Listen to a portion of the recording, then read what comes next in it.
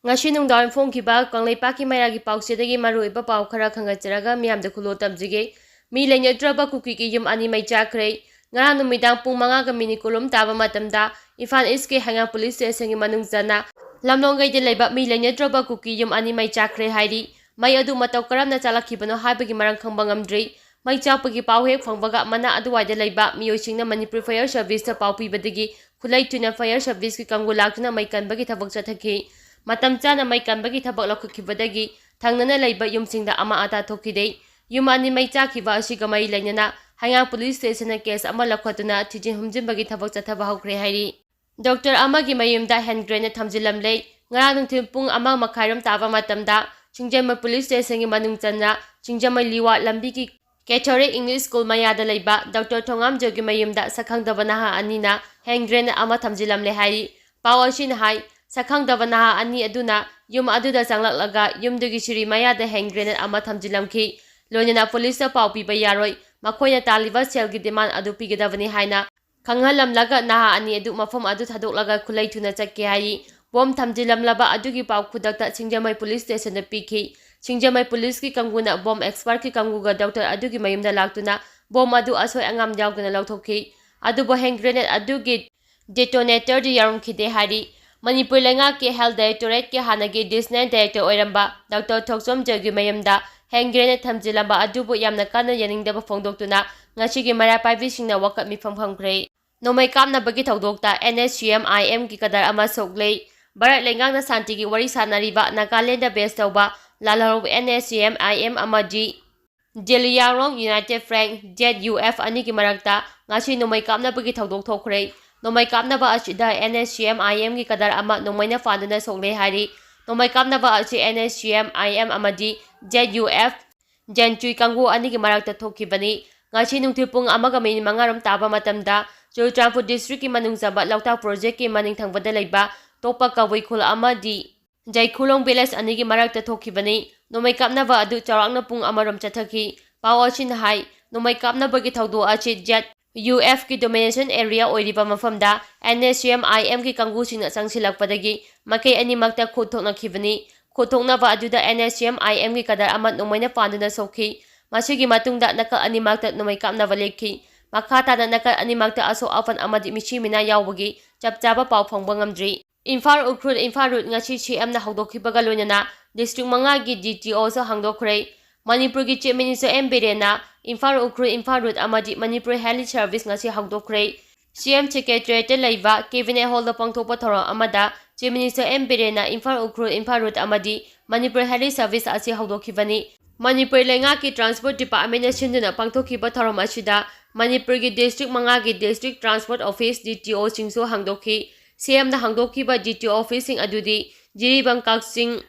Pheljong None amadi Kamjong District kini Thoromasi ga mari lainana Chief Minister M. Birena phongdokhibada Manipur Lenga na Manipur gi manung hanjina leiba miyamna leikha amasuk nongthaki sarokta chathok chasingi khudong chaba Ministry of Home Affairs ki makhada pakhatli masigi manung chana helicopter tongduna chathok chasin tawbagi mamal hantaragani CM na hai Imphal Churchanpur More Lairoksing amasung Tamerong phawba helicopter tombagi mamal lupa lising ani oiragani aduga Jiribam to Imphal gina lupa lising ani songa da hantare haukiba chai manga achida helicopter da punna miyoi lising kuntraga mathoga chamaga humpuga homda chathok chachingi khudong saba phangankrei loinana heli service ki kuthangda miyamda khudong saba phanganbagi thaba pakhatpada center na chada humpu manga aduga state na chada kun manga ki sempham phutoktuna pakhatpani haiki CM na makhata na hai Manipur State Road Transport Corporation MSRTC haina leramba adu muthatlaga BJP lengak lakpadagi Manipur State Transport MST haina onthoktuna miyamna chathok chachin nungainaba bus service haukhibani bus service nungainaba chingi district 5 da District Transport Office thamnaba thabak pakhalakibadu maipakna ngasi hangdokhibani haiki ngasi gi thorom aduda Transport Minister Khasim Basum Hills Area Committee gi Chairman Dingairun Kamai MLA Chio Kaising Ramuiba MLA Oxygen amadi MLA Ameshor chu saru yakhi baga loinana Manipur Transport Department gi maru eba officers singchu saru yakhi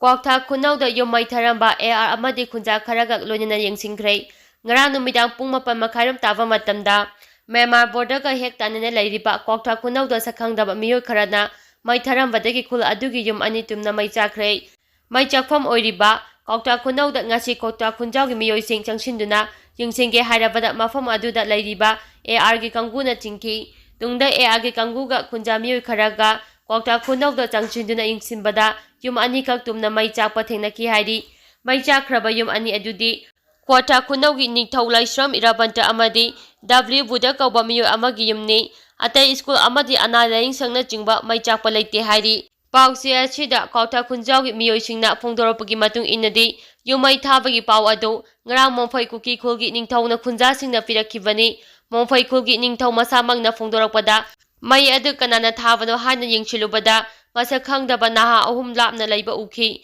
ꯑꯗꯨꯕꯨ ꯃꯈꯣꯏ ꯃꯐꯝ ꯑꯗꯨ ꯊꯥꯗꯣꯛꯇꯨꯅ ꯈꯨꯠꯂꯩ ꯊꯨꯅ ꯆꯦꯟꯈꯤ ꯍꯥꯏꯔꯤ꯫ ꯃꯗꯨꯅ ꯃꯈꯥ ꯇꯥꯅ ꯃꯩ ꯊꯥꯗꯅꯕꯒꯤꯗꯃꯛꯇ ꯂꯩꯀꯥꯏ ꯃꯥꯏꯀꯩꯗꯒꯤ ꯀ꯭ꯋꯥꯊꯥ ꯈꯨꯅꯧ ꯉꯥꯛ ꯁꯦꯟꯕꯒꯤ ꯊꯕꯛ ꯆꯠꯊꯕꯤꯌꯨ ꯍꯥꯏꯔꯤ꯫ ꯄꯟꯕ ꯌꯥꯕꯗꯤ ꯀꯥꯡꯂꯨꯞ ꯑꯅꯤꯒꯤ ꯏꯔꯥꯡ ꯑꯁꯤ ꯍꯦꯛ ꯍꯧꯔꯛꯄꯗꯒꯤ ꯀ꯭ꯋꯥꯊꯥ ꯈꯨꯅꯧꯒꯤ ꯈꯨꯟꯖꯥꯁꯤꯡ ꯃꯐꯝ ꯑꯗꯨꯗ ꯂꯩꯕ ꯉꯝꯗꯕꯗꯒꯤ ꯀ꯭ꯋꯥꯊꯥ ꯈꯨꯟꯖꯥꯎꯗ ꯆꯦꯜꯂꯛꯇꯨꯅ ꯂꯩꯔꯤꯕꯅꯤ꯫ ꯂꯣꯏꯅꯅ ꯍꯧꯖꯤꯛ ꯏꯝꯐꯥꯜꯒꯤ ꯇꯣꯉꯥꯟ ꯇꯣꯉꯥꯟꯕ ꯃꯐꯝ ꯈꯔꯗꯁꯨ ꯂꯩꯕ ꯌꯥꯎꯔꯤ꯫ ꯀ꯭ꯋꯥꯊꯥ ꯈꯨꯅꯧꯗ ꯄꯨꯟꯅ ꯌꯨꯝ 15ꯔꯣꯝ ꯂꯩꯔꯤ꯫ ꯌꯨꯝꯁꯤꯡ ꯑꯁꯤꯗ ꯍꯧꯖꯤꯛ ꯃꯤ ꯑꯃꯠꯇ ꯂꯩꯇ꯭ꯔꯦ꯫ ꯃꯗꯨꯅ ꯉꯥꯛꯄꯤ ꯁꯦꯟꯕꯤꯅꯕ ꯂꯩꯇꯕꯗꯒꯤ ꯌꯨꯝ ꯃꯩ ꯊꯥꯕꯒꯤ ꯊꯕꯛ ꯑꯁꯤ ꯆꯠꯊꯔꯛꯄꯅꯤ ꯍꯥꯏꯅꯁꯨ ꯐꯣꯡꯗꯣꯔꯛꯂꯤ꯫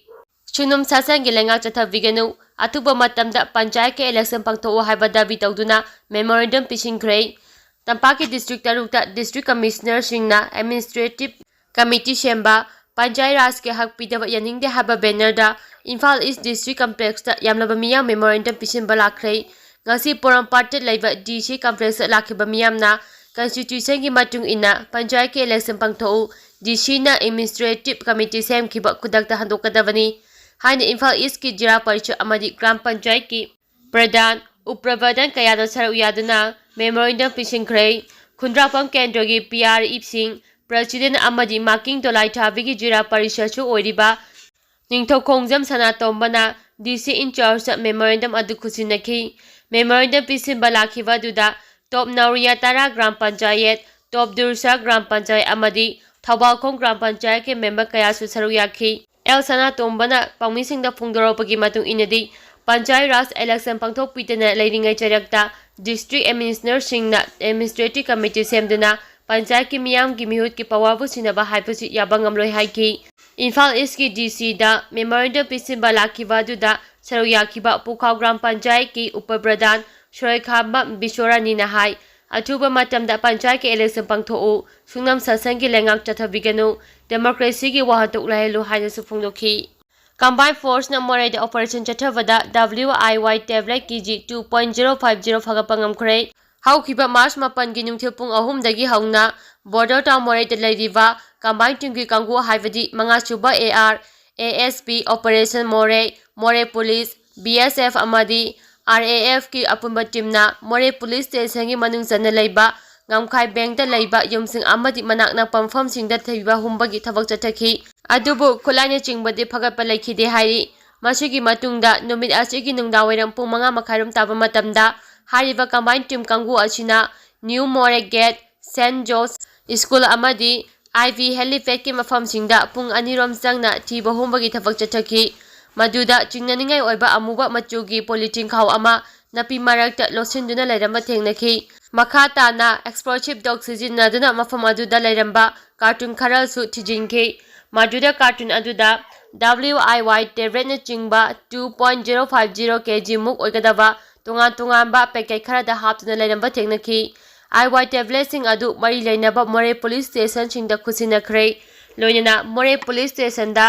FIR number 1023/2024, MRH PSU S22C NDNPSꯀꯤ ꯃꯈꯥꯗ ꯀꯦꯁ ꯑꯃ ꯂꯧꯈꯠꯇꯨꯅ ꯊꯤꯖꯤꯟ ꯍꯨꯝꯖꯤꯟꯕꯒꯤ ꯊꯕꯛ ꯆꯠꯊꯕ ꯍꯧꯈ꯭ꯔꯦ ꯍꯥꯏꯔꯤ꯫